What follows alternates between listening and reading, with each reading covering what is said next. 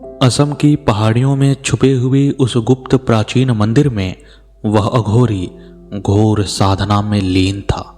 उसकी अधखुली आंखों से छलकती लालिमा और शरीर पर लिपटी हुई चिता भस्म उसे एक डरावना व्यक्तित्व प्रदान कर रहे थे, और इस डरावने व्यक्तित्व को और रहस्यमय बना रहे थे उसके अनवरत मंत्र बुदबुदाते होंठ।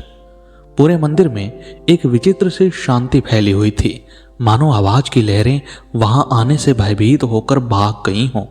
केवल उस रहस्यमय शांति में अघोरी के मंत्र थोड़ी हलचल पैदा कर रहे थे। उसकी साधना सफल ही होने वाली थी और फिर वह बन जाता महा अघोरी अघोरा।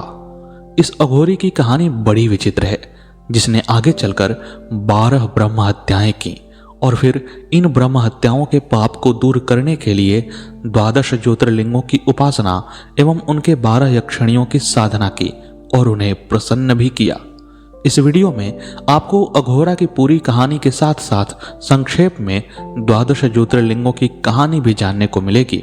निश्चित रूप से यह पूरी कहानी आपके लिए रोचक, रहस्यमय और ज्ञानवर्धक होने वाली है। तो आप इस वीडियो को लाइक करके हमारे चैनल को सब्सक्राइब कीजिए और हम आपको इस रोचक और ज्ञानवर्धक कहानी से रूबरू कराते हैं। अब आइए प्रारंभ करते हैं। यह कहानी उस समय की है जब भारत सहित पूरी दुनिया में तंत्र मंत्र का प्रचार अपने चरम पर था। तांत्रिक आम समाज का हिस्सा थे और आसपास के समाज में देखे जा सकते थे। उसी समय बनारस से सटे एक छोटे से गांव में एक ब्राह्मण परिवार में एक बच्चे का जन्म होता है और उस बच्चे का नाम रखा जाता है सुमाली। सुमाली के पिता कोई बहुत बड़े अमीर नहीं थे और इतने निर्धन भी नहीं थे कि रोजमर्रा के जीवन यापन में उन्हें कठिनाई का सामना करना पड़े, लेकिन फिर भी वे निर्धन तो थे ही। सुमाली के पिता एक मठ में पूजा पाठ का काम किया करते थे और उनकी उम्र मठ के महंत के उम्र से कुछ ही कम थी, और मठ के महंत इतने अधिक उम्र के हो चुके थे कि अब उनके शरीर त्याग का समय नजदीक ही आ गया था। लगभग यह तय था कि सुमाली के पिता मठ के मठाधीश बनेंगे। लेकिन उसी मठ में एक और ब्राह्मण था जो कि सुमाली के पिता से कम उम्र का था, लेकिन उसकी नजर मठ के मठाधीश के पद पर थी। इस पद पर सम्मान के साथ साथ पैसा भी बहुत था, इसीलिए वह मठ का मठाधीश बनना चाहता था। इसी कारण से जब मठ के महंत जी ने अपने शरीर का त्याग किया तो उस ब्राह्मण ने एक षड्यंत्र के तहत सुमाली के पिता पर मठ में चोरी करने का आरोप लगा दिया और कहा कि इन्होंने अपनी गरीबी को दूर करने के लिए इस मठ में चोरी की। उसने ऐसा षड्यंत्र रचा था कि सुमाली के पिता उसमें फंस ही गए और लोगों को यह भरोसा हो गया कि सुमाली के पिता ने चोरी की थी। सुमाली के पिता पर इस षड्यंत्र का गहरा असर पड़ा और वे बीमार रहने लगे। उस समय सुमाली की उम्र 14 या 15 वर्ष की थी। यह वह उम्र होती है जब विद्रोह की भावना सबसे प्रबल होती है। सुमाली अपने पिता का बदला लेना चाहता था और इसके लिए उसने जो राह चुनी वह राह थी तंत्र विद्या की। वह चाहता था कि तांत्रिक बनकर उस ब्राह्मण से बदला ले सके। सुमाली ने अपने घर को छोड़ दिया और जंगलों में तंत्र क्रिया सीखने निकल पड़ा। पहले वह बनारस गया और फिर बनारस से होते हुए तमाम गुरुओं से मिलते मिलाते वह असम पहुंच गया। असम में उसने कामरू कामाख्या में अघोर विद्या सीखी और फिर एक गुप्त मंदिर में जाकर रहस्यमय साधना प्रारंभ कर दी। उस साधना के पूर्ण होते होते वह भूत सिद्धि, यक्षिणी सिद्धि, अप्सरा सिद्धि और अन्य प्रकार की अघोर सिद्धियों का स्वामी बन गया। वह अब महा अघोरी अघोरा के नाम से जाना जाने लगा। सुमाली का नाम लोग भूल ही चुके थे। लगभग 15 वर्षों की साधना के बाद जब पूरी तरह अघोरी बन चुका सुमाली अपने घर वापस लौटा तो उसने देखा कि यहाँ तो सब कुछ परिवर्तित हो चुका है। न तो वह ब्राह्मण बचा है जिससे उसे बदला लेना था और न ही उसके पिता बचे हैं जिनके लिए उसे बदला लेना था। सब कुछ बदल चुका था। अघोरा का पूरा परिवार समाप्त हो गया था, लेकिन एक चीज थी जो नहीं बदली थी और वह थी सम्मान पाने की लालसा। चूंकि कम ही उम्र में उसके परिवार पर चोरी का आरोप लगा दिया गया था और इस आरोप का आधार उसकी निर्धनता को बनाया गया था, इसलिए सुमाली को लगने लगा कि जब तक मैं अमीर नहीं हो जाता हूं तब तक मेरा सम्मान वापस नहीं आएगा, और अमीर होने के लिए उसके पास केवल एक ही रास्ता था, और वह रास्ता था तंत्र का प्रयोग करना। एक सच्चा साधक, एक सच्चा तांत्रिक आम समाज के लोगों पर तंत्र का प्रयोग नहीं करता है, लेकिन अघोरा अपनी संपन्नता के लिए इस कुकृत्य को करने पर तैयार हो गया था। पहले तो उसने छोटे मोटे चमत्कार करने प्रारंभ किए और वह लोगों की प्रेत बाधा दूर करता, उन्हें खुशियां प्रदान करता, लेकिन इससे उसे बहुत अधिक धन लाभ नहीं हो रहा था। एक दिन एक व्यक्ति उसके पास आया और कहा कि यदि आप मेरे 12 दुश्मनों को मार देंगे तो मैं आपको सोने से भरा हुआ एक कलश दूंगा, आपकी गरीबी एक ही क्षण में दूर हो जाएगी। अघोरा उस समय सही और गलत का भेद भूल चुका था। उसे लगा कि 12 लोगों की हत्याएं करनी है, मैं कर दूंगा और उसके बाद मैं अमीर हो जाऊंगा। अघोरा ने कहा कि तुम उन 12 व्यक्तियों के कपड़े वगैरह कुछ लेकर आओ, उनका कुछ सामान लेकर आओ, और मैं प्रत्येक अमावस्या को 4 लोगों की हत्या करूंगा। मेरे पास भूत सिद्धि है और उसी के द्वारा मैं तुम्हारा काम कर दूंगा। व्यक्ति ने उसे धन देने का वादा किया और 12 लोगों के कुछ कपड़े वगैरह लाकर, जिन्हें कि उसे मरवाना था, अघोरा को दे दिया, और अघोरा ने एक एक अमावस्या को 4-4 लोगों को अपने प्रीत सिद्धि से मरवा डाला। तीसरी अमावस्या को जब 12वें शत्रु की भी हत्या हो गई तो वह व्यक्ति बड़ा ही प्रसन्न हुआ और एक सोने का मटका लेकर अघोरा के पास चला आया। उसने अघोरा को वह मटका दिया और फिर कहा कि मेरा काम समाप्त हुआ, अब मैं जाता हूं। अघोरा एक ही झटके में अमीर हो गया था। उसके पास अब इतनी संपदा थी कि वह अपने जीवन में कुछ भी कर सकता था। फिर उसने सोचा कि अब मुझे विवाह करके अपना घर बसा लेना चाहिए। उसने अपने प्रेतों को अगल बगल दौड़ाया और कहा कि मेरे लिए कोई अच्छी लड़की तलाश करो, लेकिन उसके प्रेतों ने बताया कि यहाँ अगल बगल कोई भी ऐसी लड़की नहीं है जो आपके लिए उपयोगी हो सके।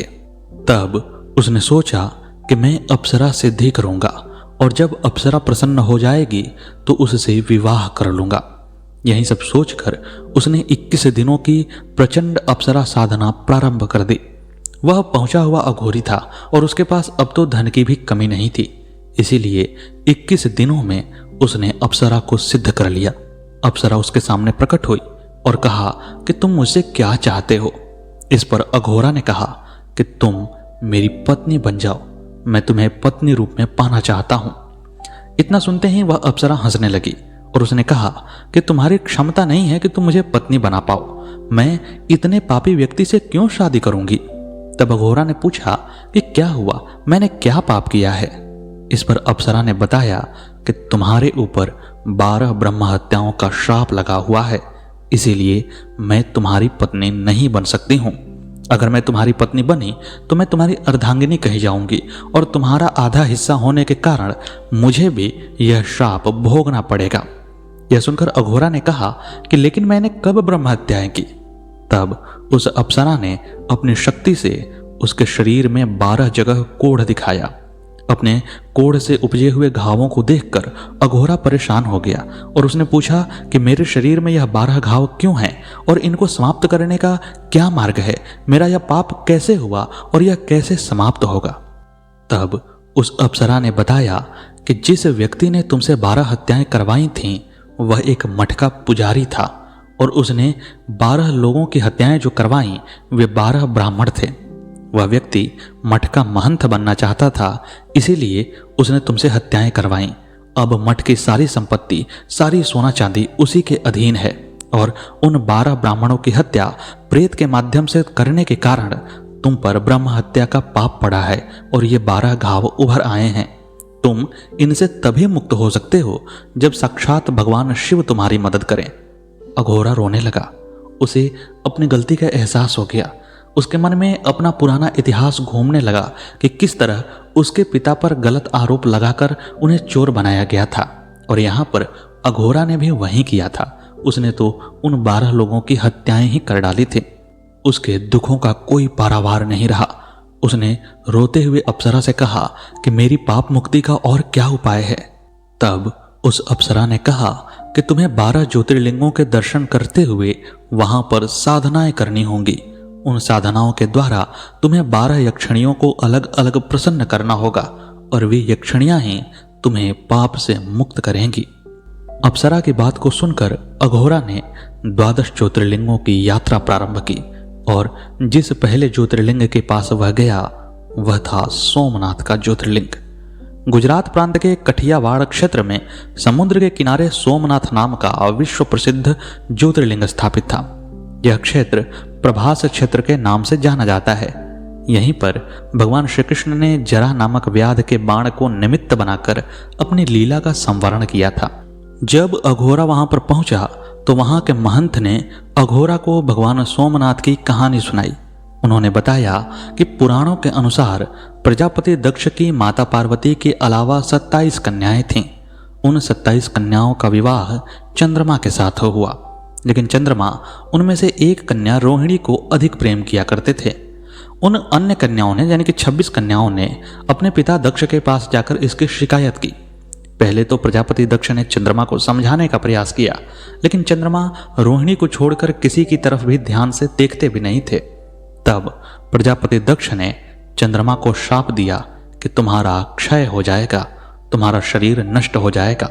और प्रजापति के शाप के कारण चंद्रमा नष्ट हो गए। चंद्रमा के नष्ट हो जाने से पृथ्वी पर की शीतलता समाप्त होने लगी, ज्वार भाटे आने बंद होने लगे और बारिश का चक्र भी बिगड़ने लगा। तब बहुत सारे देवता वहां पर ब्रह्मा जी के पास गए। ब्रह्मा जी सभी देवताओं की बात को सुनकर चंद्रमा के पास आए और चंद्रमा से कहा कि तुम्हारी इस श्राप से मुक्ति केवल भगवान शिव ही करा सकते हैं। तुम प्रभास क्षेत्र में जाकर भगवान शिव की आराधना करो। तब चंद्रमा ने प्रभास क्षेत्र में आकर भगवान शिव की बहुत कठिन आराधना प्रारंभ कर दी। उन्होंने 10 करोड़ से भी अधिक बार महामृत्युंजय का जाप किया। इससे भगवान शिव प्रसन्न हुए और उन्होंने शाप से छुटकारा देते हुए चंद्रमा से कहा कि तुम अमरत्व को प्राप्त करोगे। दक्ष प्रजापति के शाप के कारण तुम्हारा क्षय तो होगा, लेकिन एक एक कलाओं में 15 दिन तुम्हारा क्षय होगा और फिर धीरे धीरे एक एक कलाओं में तुम्हारी वृद्धि होगी। और इस प्रकार चंद्रमा अपने शाप से मुक्त हुए। इसके बाद देवताओं ने कहा कि हे प्रभु, आप इस क्षेत्र में निवास कीजिए, माता पार्वती के साथ यहीं पर रहिए। तब भगवान शिव ने इस प्रार्थना को स्वीकार कर लिया और ज्योतिर्लिंग के रूप में माता पार्वती के साथ यहाँ पर रहने लगे। क्योंकि चंद्रमा का एक नाम सोम है और उन्होंने ही भगवान शिव की तपस्या की थी, इसीलिए यह तीर्थ सोमनाथ तीर्थ के नाम से जाना जाने लगा। अघोरा ने बड़े ही ध्यान से कहानी सुनी और उसके बाद उसने सोमनाथ भगवान का दर्शन किया और एकांत स्थल पर जाकर सोमनाथ यक्षिणी की पूजा प्रारंभ कर दी। 1 माह के भीतर ही महामृत्युंजय योगिनी वहां पर प्रकट हुई, जिन्हें कि सोमनाथ योगिनी भी कहा जाता है। उन्होंने पहले श्राप के विमोचन के लिए अघोरा के शरीर के जिस अंग को छुआ वहां का पाप नष्ट हो गया, यानी कि अघोरा पर से एक ब्रह्म हत्या का श्राप उतर गया और वह ब्राह्मण जो कि उस ब्रह्म हत्या के कारण उसके शरीर पर था प्रेत योनि से बाहर आ गया और उसने अघोरा को माफ कर दिया। इसके बाद वह ब्राह्मण प्रेत योनि से शिवलोक चला गया और अघोरा अपने अन्य पापों की मुक्ति के लिए आगे बढ़ गया। जब अघोरा दूसरे ज्योतिर्लिंग की तरफ बढ़ा तो उसे यह बात पता थी कि उसे अब क्या करना है। इसीलिए देर ना करते हुए वह आंध्र प्रदेश में कृष्णा नदी के तट पर दक्षिण का कैलाश कहे जाने वाले श्री शैल पर्वत पर श्री मल्लिकार्जुन ज्योतिर्लिंग के पास पहुंचा, जिसका वर्णन वहां के प्रसिद्ध मठाधीश ने उसे यह कहकर सुनाया। उन्होंने बताया कि महाभारत, शिव पुराण, पद्म पुराण इन ग्रंथों के आधार पर इस स्थान का विस्तार से वर्णन किया गया है। पुराणों में कथा आती है कि एक बार भगवान शिव के दोनों पुत्र श्री गणेश जी और श्री कार्तिकेय स्वामी आपस में विवाह के लिए लड़ने लगे। उन दोनों की जिद थी कि पहले मैं विवाह करूंगा। उन्हें लड़ते झगड़ते देखकर भगवान शंकर और माता भवानी ने कहा कि तुम में से जो पूरी पृथ्वी का चक्कर लगाकर यहाँ वापस आएगा उसका विवाह पहले होगा। अपने माता पिता से यह सुनकर स्वामी कार्तिकेय अपने वाहन मयूर पर बैठे और तुरंत पृथ्वी की परिक्रमा के लिए दौड़ पड़े। लेकिन गणेश जी के लिए यह कार्य बहुत कठिन था।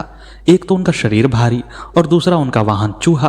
भला वह दौड़ में स्वामी कार्तिकेय की बराबरी कैसे कर सकते थे। लेकिन गणेश जी बुद्धिमान थे। उनकी बुद्धि बहुत ही सूक्ष्म और तेज थी।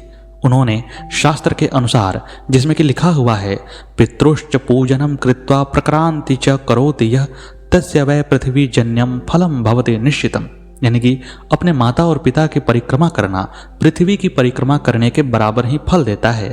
उन्होंने अपने माता और पिता की परिक्रमा कर ली। जब स्वामी कार्तिकेय पूरी पृथ्वी का चक्कर लगाकर लौटे तो उन्होंने देखा कि गणेश जी का विवाह भी हो चुका है। उनकी सिद्धि और रिद्धि नाम की 2 पत्नियां हैं और उनके 2 बेटे हैं, क्षेम और लाभ। यह सब देखकर स्वामी कार्तिकेय बहुत क्रोधित हुए और वे क्रौंच पर्वत पर चले गए। उन्हें मनाने के लिए माता पार्वती वहां गई। उनके पीछे पीछे भगवान शंकर वहां पर गए और वे ज्योतिर्लिंग के रूप में प्रकट हुए। तभी से मल्लिकार्जुन ज्योतिर्लिंग के नाम से वे प्रसिद्ध हो गए, क्योंकि सबसे पहले उनकी पूजा मल्लिका के फूलों से की गई थी। तब अघोरा ने उस स्थान की महिमा और कथा को सुनने के बाद भगवान की पूजा अर्चना की और एक एकांत जगह पर मल्लिकार्जुन योगिनी की उपासना आरंभ की। उस योगिनी को अघोरा ने कुछ महीने में सिद्ध कर लिया। योगिनी की कृपा से अब दूसरे ब्राह्मण की सद्गति हुई और वह मुक्त हो गया। अघोरा का एक और ब्रह्म हत्या का पाप समाप्त हो गया। उस दूसरे ब्राह्मण ने मुक्त होते होते कहा कि आप यहां से महाकालेश्वर जाइए और मेरे सगे भाई की मुक्ति करवाइए। तब अघोरा तीसरे महाकालेश्वर ज्योतिर्लिंग की ओर बढ़ा। अपनी मेहनत से उसने इस परम पवित्र ज्योतिर्लिंग पर पहुंचकर, जो कि मध्य प्रदेश के उज्जैन नगर में शिप्रा नदी के तट पर, जो उज्जैनी के नाम से विख्यात है या जिसे अवंतिकापुरी भी कहते हैं, वहां पर जाकर यहां भगवान शिव का दर्शन किया। उसके बाद प्रमुख मठाधीश से उसने वहां की कहानी सुनी और तब उसने जाना कि पुराणों के आधार पर प्राचीन काल में राजा चंद्रसेन उज्जैनी में राज्य करते थे। वे परम शिव भक्त थे। एक दिन शिखर नाम का एक 5 वर्षीय चरवाहा अपनी मां के साथ वहां से गुजर रहा था। राजा के शिवजी की पूजा को देखकर वह बहुत चकित और जिज्ञासु हुआ। वह स्वयं सभी सामग्रियां देख करके भगवान शिव की पूजा करने को उत्सुक हो गया, लेकिन उसे सामग्री का साधन नहीं मिला, क्योंकि वह राजा तो था नहीं। लौटते समय उसने रास्ते से एक पत्थर का टुकड़ा उठा लिया। घर आकर उसने उसी पत्थर को भगवान शिव के रूप में स्थापित किया और जो भी सामग्री उसके पास था उसी सामग्री से उसने पूजा करना प्रारंभ कर दिया। जब मां ने उसे भोजन के लिए बुलाया तो वह पूजा छोड़कर उठने को तैयार नहीं हुआ। अंत में मां ने हड़बड़ाकर उस पत्थर के टुकड़े को उठाकर दूर फेंक दिया। इस बात से वह बालक शिखर बहुत दुखी हुआ और जोर जोर से रो रो कर भगवान शिव को पुकारने लगा। अंत में रोते रोते वह बेहोश हो गया। बच्चे की इस भक्ति को और अपने प्रति प्रेम को देखकर भगवान शिव बहुत प्रसन्न हुए। जैसे ही बच्चे को होश आया और उसने अपनी आंखें खोली तो उसने देखा कि उसके सामने सोने और रत्नों से बना हुआ एक बहुत ही भव्य विशाल मंदिर खड़ा है, जिस मंदिर में उसके पूजा के सभी साधन उपलब्ध हैं और इतने साधन हैं कि राजा को भी उतने साधन नहीं मिल सकते हैं। उस मंदिर के अंदर एक बहुत ही चमकीला, जीवंत और तेजस्वी ज्योतिर्लिंग है। बच्चा खुशी और खुशी से भर गया, भगवान शिव की स्तुति करने लगा। जब मां को यह खबर मिली तो वह दौड़ी और अपने प्रिय लाल को गले से लगा लिया। इधर राजा को भी खबर मिली। राजा चंद्रसेन ने उस बालक की भक्ति और सिद्धि की सराहना की। धीरे धीरे वहां पर काफी भीड़ जमा हो गई। इसमें हनुमान जी उस स्थान पर प्रकट हुए और उन्होंने कहा कि मनुष्यों, जल्दी फल देने वाले देवताओं में सबसे पहले भगवान शिव हैं। इस बालक की भक्ति से प्रसन्न होकर उन्होंने उसे ऐसा फल दिया है जिसे महान ऋषि मुनि करोड़ों जन्मों की तपस्या से भी प्राप्त नहीं कर सकते हैं। इसी गोप बालक की 8वीं पीढ़ी में ईश्वरीय आत्मा नंद गोपा का जन्म होगा, जिसे कि भगवान श्री कृष्ण अपने पिता के रूप में स्वीकार करेंगे। इतना कहकर हनुमान जी गायब हो गए। उस स्थान पर नियमानुसार भगवान शिव की आराधना करके अंत में शेखर गोप और राजा चंद्रसेन शिवधाम को चले गए। इस ज्योतिर्लिंग के बारे में एक और कहानी इस प्रकार बताई गई है कि एक बार अवंतिकापुरी में एक बहुत ही शानदार ब्राह्मण वेदपति और तपोनिष्ठ रहते थे। एक दिन उनकी तपस्या भंग करने के लिए दुशान नाम का एक अत्याचारी राक्षस वहां पर आया। ब्रह्मा जी से वरदान पाकर वह बहुत शक्तिशाली हो गया था। उसके अत्याचारों को लेकर चारों ओर बवाल मच गया। ब्राह्मण को संकट में देखकर जीवों का कल्याण करने वाले भगवान शंकर वहां पर प्रकट हुए। उन्होंने उस क्रूर अत्याचारी दानव को केवल एक चिल्लाहट के साथ जलाकर राख कर दिया। भगवान वहां एक हुंकार के साथ प्रकट हुए, इसलिए उनका नाम महाकाल पड़ा। इसीलिए सबसे पवित्र ज्योतिर्लिंग को महाकाल के नाम से जाना जाता है। अघोरा ने कहानी सुनने के बाद एकांत जगह देखकर महाकाल योगिनी की साधना की और महाकाल योगिनी के प्रभाव से वह तीसरे कोढ़ से भी मुक्त हो गया। उसका तीसरा पाप भी समाप्त हो गया। अब अगली यात्रा में उसने ओंकारेश्वर ज्योतिर्लिंग जाने की सोची। यह ज्योतिर्लिंग उस वक्त बहुत ही अधिक प्रसिद्ध था। यह ज्योतिर्लिंग मध्य प्रदेश में पवित्र नदी नर्मदा के तट पर स्थित है। इस स्थान पर नर्मदा के दो धाराओं में विभाजित होने के कारण बीच में एक द्वीप बन गया है। इस द्वीप को मानधाता पर्वत या शिवपुरी कहा जाता है। नदी की एक धारा इस पर्वत के उत्तर और दूसरी दक्षिण की ओर बहती है। दक्षिण पूर्वी धारा को मुख्य धारा माना जाता है। इसी मानधाता पर्वत पर श्री ओंकारेश्वर ज्योतिर्लिंग का मंदिर स्थित है। पूर्व में महाराज मानधाता ने इस पर्वत पर अपनी तपस्या से भगवान शिव को प्रसन्न किया था। इसी कारण इस पर्वत को मानधाता पर्वत कहा जाने लगा। इस ओंकारेश्वर ज्योतिर्लिंग के दो रूप हैं, जिनमें से एक को ममलेश्वर के नाम से भी जाना जाता है। यह नर्मदा के दक्षिणी तट पर ओंकारेश्वर से कुछ ही दूर हैं, फिर भी दोनों को एक ही माना जाता है। लिंग के दो रूपों की कथा पुराणों में इस प्रकार है कि एक बार विंध्य पर्वत ने 6 माह तक पार्थिव अर्चना के साथ भगवान शिव की आराधना की। उनकी पूजा से प्रसन्न होकर भूत भवन शंकर जी वहां प्रकट हुए। उन्होंने विंध्य को अपना वांछित वरदान दिया।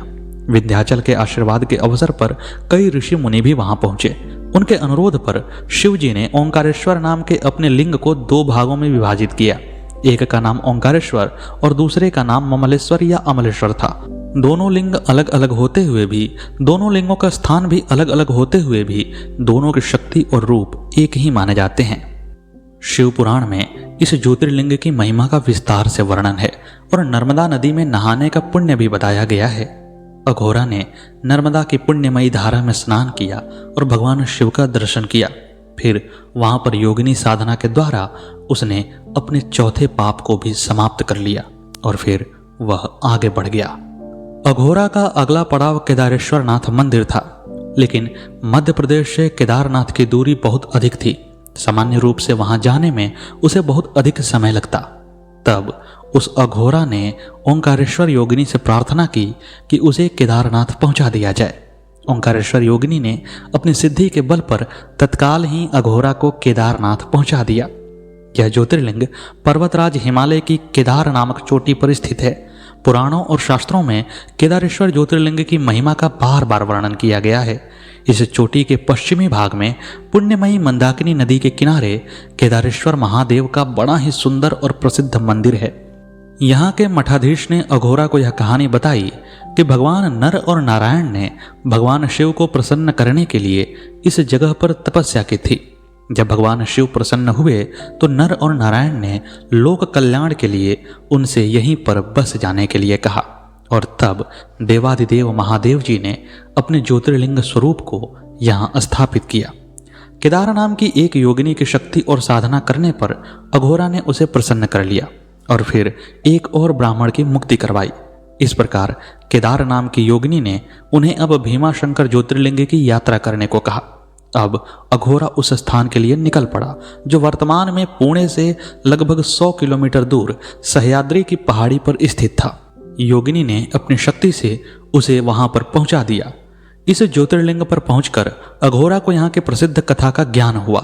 प्राचीन काल में भीम नाम का एक महाप्रतापी राक्षस था। वह कामरू प्रदेश में अपनी मां के साथ रहता था। यह कामरू प्रदेश असम में है।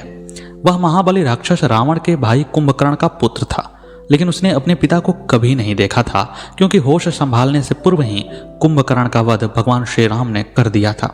जब भीमा नामक राक्षस थोड़ा बड़ा हुआ और उसे अपने पिता के बारे में पता चला तो उसने भगवान शिव की तपस्या की और उनसे वरदान मांगा कि मैं श्री हरि को पराजित कर दूं, मैं उन्हें हरा दूं। भगवान शिव ने उसे अभिष्ट वरदान दिया। ब्रह्मा जी ने भी उसे लोक विजयी होने का आशीर्वाद दिया। इसके बाद उस भीमा राक्षस ने देवलोक पर आक्रमण कर इंद्र आदि सभी देवताओं को हराकर वहां से निकाल दिया। भीमा का पूरा अधिकार स्वर्गलोक पर हो गया था। उसने श्री हरि को भी युद्ध में पराजित किया क्योंकि भगवान शिव का वरदान उसके पास था। लेकिन शक्ति आ जाने के कारण भीमा राक्षस धीरे धीरे उदंड होता चला गया। उसके अंदर पाप की वृत्ति बढ़ने लगी और उसने शिवभक्त राजा सुदक्षिण पर आक्रमण कर दिया। अपने प्रिय भक्त को बचाने के लिए भगवान शिव प्रकट हुए और उन्होंने हुंकार मात्र से ही भीमा को जलाकर राख कर दिया। क्योंकि उन्होंने भीमा नामक राक्षस का वहां पर संहार किया था, इसलिए वे भीमेश्वर के नाम से प्रसिद्ध हो गए और वहां भीमेश्वर ज्योतिर्लिंग के रूप में निवास करने लगे।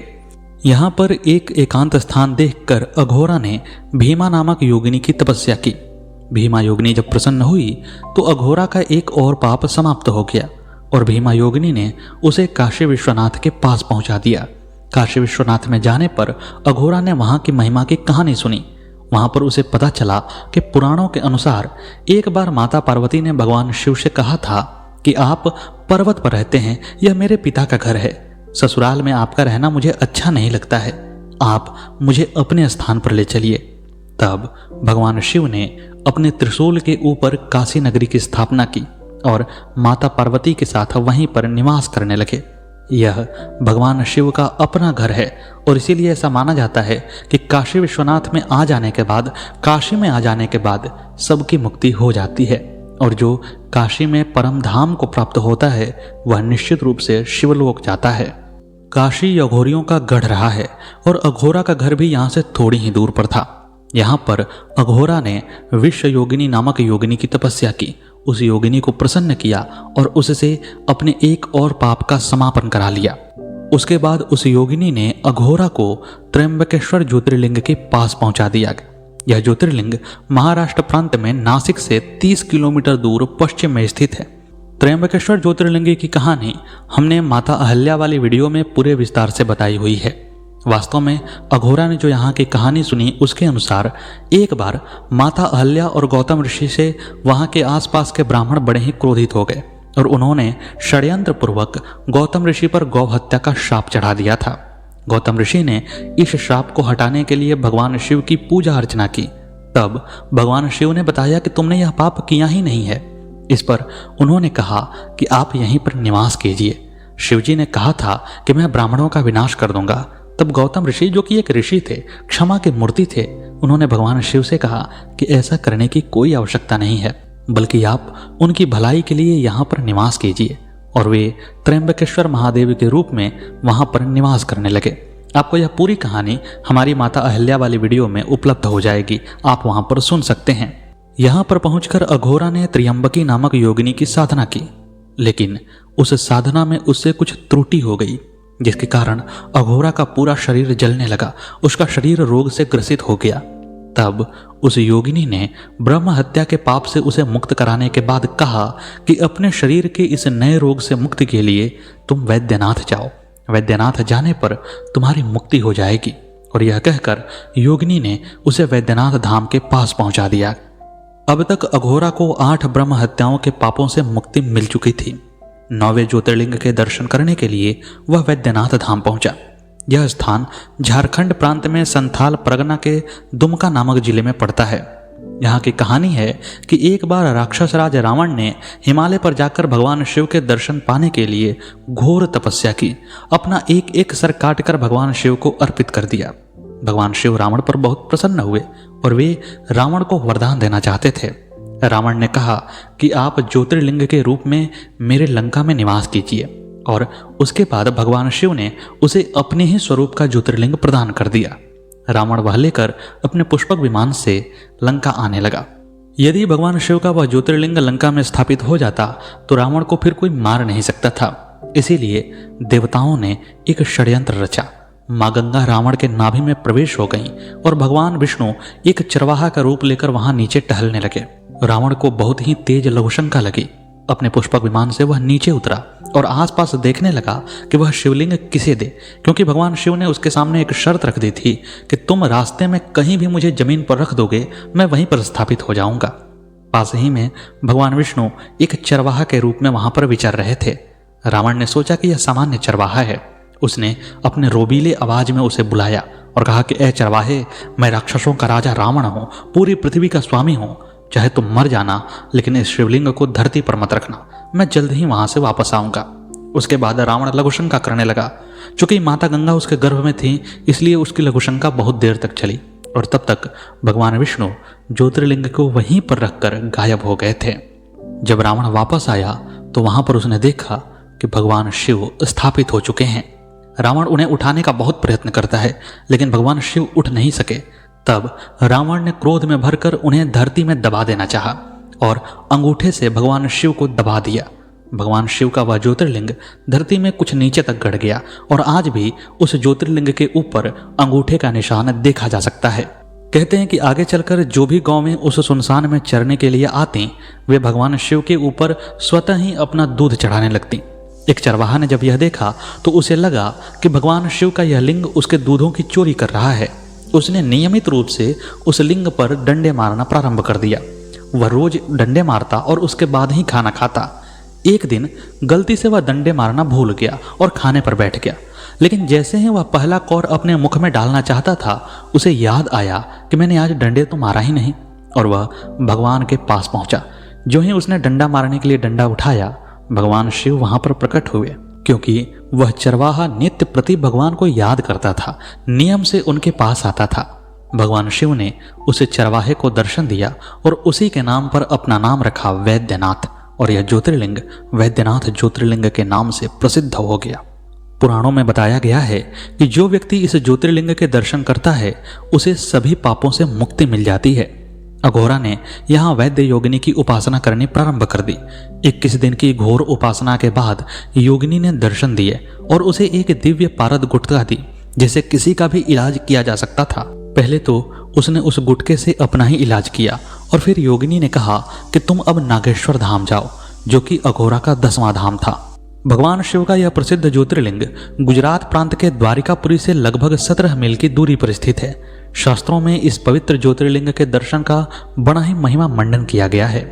ऐसा कहा गया है कि जो भी व्यक्ति भक्ति के साथ इसकी उत्पत्ति और महानता की कहानी को सुनता है, वह सभी पापों से मुक्त हो जाता है और सभी सुखों का आनंद लेता है। अंत में उसे भगवान शिव के परम दिव्य पवित्र निवास की प्राप्ति होती है। इस ज्योतिर्लिंग की कहानी जो पुराणों में वर्णित है, वह इस प्रकार से है कि सुप्रिया नाम की एक बहुत ही धर्मपरायण और गुणी वेश्या थी। वह भगवान शिव की पूजा अर्चना करती थी। भगवान शिव किसी की भी पूजा अर्चना से प्रसन्न हो जाते हैं। वैश्या नित्य प्रति भगवान शिव की पूजा अर्चना करती, लेकिन उसकी यह पूजा एक दारुक नामक राक्षस को बहुत ही क्रोधित करती थी। दारुक चाहता था कि उसकी पूजा में विघ्न पड़े, और इसलिए एक दिन जब वह वैश्या अपने नाव से सफर कर रही थी, तो उसने नाव पर आक्रमण करके उसे और उसके पूरे साथियों को गिरफ्तार कर लिया।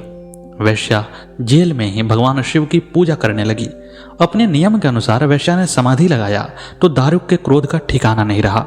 उसने वैश्या से कहा कि अपनी आंखें खोलो, तुम षड्यंत्र कर रही हो। लेकिन वैश्या को भगवान शिव पर भरोसा था। जब वैश्या ने आंखें नहीं खोला तो दारुक उसे मारने के लिए झपटा। जैसे ही दारुक वैश्या पर प्रहार करने वाला था, भगवान शिव वहां पर प्रकट हुए और उसका वध कर दिया। इसके बाद भगवान नागेश्वर वहां ज्योतिर्लिंग के रूप में निवास करने लगे। अघोरा ने यहां आकर भगवान शिव की पूजा अर्चना की और फिर नाग योगिनी की उपासना करनी प्रारंभ कर दी। उसकी उपासना से योगिनी ने साक्षात दर्शन दिए और एक दिव्य अस्त्र दिया तथा एक ब्राह्मण को भी मुक्त कर दिया। उसके बाद योगिनी ने उसे श्री रामेश्वरम धाम पहुंचा दिया, जो कि अघोरा का 11वां धाम था। वहां के मठाधीश ने पूरे विस्तार से अघोरा को रामेश्वरम मंदिर के स्थापित होने की कहानी बताई कि किस तरह भगवान श्री राम ने यहाँ पर शिव जी की पूजा अर्चना की थी। यहाँ पर अघोरा ने पूरी कथा सुनी और भगवान शिव के ज्योतिर्लिंग का दर्शन किया। फिर उसने रामेश्वरी योगिनी की उपासना करनी प्रारंभ कर दी। योगिनी ने उसे दर्शन दिए और फिर उसके एक और पाप को नष्ट कर दिया। अब अघोरा के पास केवल एक पाप बचा हुआ था। उस योगिनी ने अपने पुण्य प्रताप से उसे श्री घुमेश्वर धाम जाने को कहा और उसे वहां पहुंचा दिया। यह अघोरा का अंतिम स्थान था। 12 ज्योतिर्लिंगों में शामिल यह ज्योतिर्लिंग घोषमेश्वर, घुसरुनेश्वर या घृणेश्वर भी कहा जाता है। यह महाराष्ट्र राज्य में दौलताबाद से 12 मील दूर वेरूल नामक गांव के पास स्थित है। इस ज्योतिर्लिंग के बारे में पुराणों में जो कथा आती है, उसके अनुसार दक्षिण देश में देवगिरी पर्वत के निकट सुधर्मा नाम का एक अत्यंत तेजस्वी ब्राह्मण रहा करता था। उसकी पत्नी का नाम सुदेहा था। दोनों एक दूसरे को बहुत प्यार करते थे, लेकिन सुदेहा से कोई संतान नहीं हो पा रही थी। जब ब्राह्मण ने ज्योतिषीय गणना की तो उसे पता चला कि सुदेहा से कोई संतान कभी नहीं उत्पन्न होगी। सुदेहा मां बनना चाहती थी, वह मातृत्व सुख का अनुभव लेना चाहती थी, लेकिन उनके शरीर से कोई बच्चा उत्पन्न नहीं हो सकता था। इसलिए उन्होंने अपने पति सुधर्मा से अपनी छोटी बहन का विवाह कराने का निश्चय किया। पहले तो सुधर्मा को यह पसंद नहीं आया, लेकिन अंत में अपनी पत्नी की जिद के आगे उसे झुकना पड़ा। सुधर्मा अपनी पत्नी के अनुरोध को टाल नहीं सके और उन्होंने अपनी पत्नी की छोटी बहन घुष्मा से शादी की और उसे घर ले आए। घुष्मा बहुत ही विनम्र और गुणी महिला थी। वह भगवान शिव की अनन्य भक्त थी। प्रतिदिन वे 100 पार्थिव शिवलिंग बनाती और सच्चे मन से उनकी पूजा करती। कुछ दिनों के बाद भगवान शिव की कृपा से उनके गर्भ से एक बहुत ही सुंदर और स्वस्थ बच्चे का जन्म हुआ। बच्चे के जन्म के साथ ही सुदेहा और घुष्मा दोनों की खुशी का ठिकाना नहीं रहा। दोनों के ही दिन आराम से गुजर रहे थे, लेकिन पता नहीं कैसे धीरे धीरे सुदेहा के मन में एक कटु विचार पैदा होने लगा। वह सोचने लगी कि इस घर में मेरा कुछ नहीं है, जो है सब घुष्मा का है। धीरे धीरे सुदेहा के मन की वह घृणा एक अंकुर से एक विशाल वृक्ष का रूप धारण कर चुकी थी। तब तक घुष्मा का बेटा भी जवान हो गया था। एक दिन सुदेहा ने घुष्मा के जवान बेटे को रात में सोते समय मार डाला और उसके शव को लेकर उसने तालाब में फेंक दिया।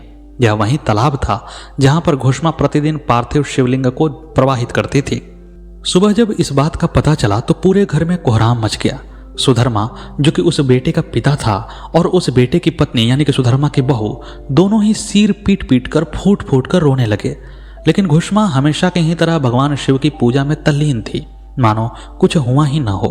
पूजा समाप्त करने के बाद वह पार्थिव शिवलिंग को तालाब में छोड़ने चली गई। जब वह तालाब से लौटने लगी तो उसने देखा कि उसका बेटा तालाब से बाहर आ रहा है। वह ऐसे बाहर आ रहा है जैसे वह तालाब में नहाने गया था। वह हमेशा की तरह आया और घुष्मा के चरणों में गिर पड़ा। उसी समय भगवान शिव भी वहां पर प्रकट हुए और घुष्मा से वरदान मांगने को कहा।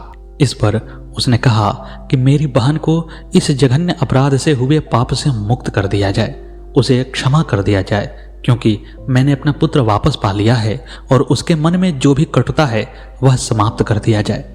भगवान शिव घुष्मा की इस बात से बड़े ही प्रसन्न हुए और उन्होंने सुदेहा के मन से जो भी पाप था, जो भी कटुता थी, उसे समाप्त कर दिया और उसका हत्या का पाप भी समाप्त कर दिया। और फिर वे घुष्मेश्वर शिवलिंग के नाम से वहीं पर निवास करने लगे। अघोरा ने वहां की कहानी सुनी। अब उसे केवल एक योगिनी की साधना करनी थी। वह एक शमशान में बैठकर जप करने लगा। तभी वहां पर एक बैल प्रकट हो गया। वह बैल उसे मारने के लिए तेजी से दौड़ा। अघोरा ने पहले साधना छोड़कर भागने की सोची, लेकिन फिर उसके मन में एक ख्याल आया कि यदि इसी प्रकार भगवान शिव की यही इच्छा है कि मेरी मृत्यु आ जाए तो फिर मैं यहां से हटूंगा नहीं। उसने भगवान शिव के मंत्र के जापों को चालू रखा और उस स्थान को बिल्कुल भी नहीं छोड़ा। बैल ने आकर जोर से अघोरा को टक्कर मार दी। अघोरा दूर जाकर गिरा। तभी वहां पर एक बूढ़ा आदमी प्रकट हुआ। उस बूढ़े आदमी ने अघोरा से कहा, यह बैल बहुत ही खतरनाक है, इसने मेरे गांव में बड़ी हलचल मचा दी है, तुम्हें इसके सामने से हट जाना चाहिए। यहां रहकर तुम केवल इसके कोप का भाजन ही बनोगे, तुम्हारी मृत्यु भी हो सकती है। तब अघोरा ने कहा कि बाबा, यह शमशान तो भगवान शिव की कार्यस्थली है, इसलिए मैं इसे छोड़कर कहीं नहीं जाऊंगा।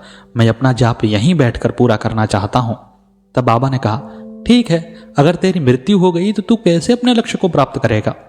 तब अघोरा ने कहा कि अगर भगवान शिव की यही इच्छा हुई तो कोई समस्या नहीं है, पर मैं जाप को नहीं छोड़ने वाला हूं। और अघोरा उसी स्थान पर एक बार फिर से बैठ गया। इधर वह बैल भी क्रोध से फुफकारता हुआ वहीं पर खड़ा था। वह बैल इतना विशाल था कि उसे 10 व्यक्ति भी पकड़कर नहीं रोक सकते थे।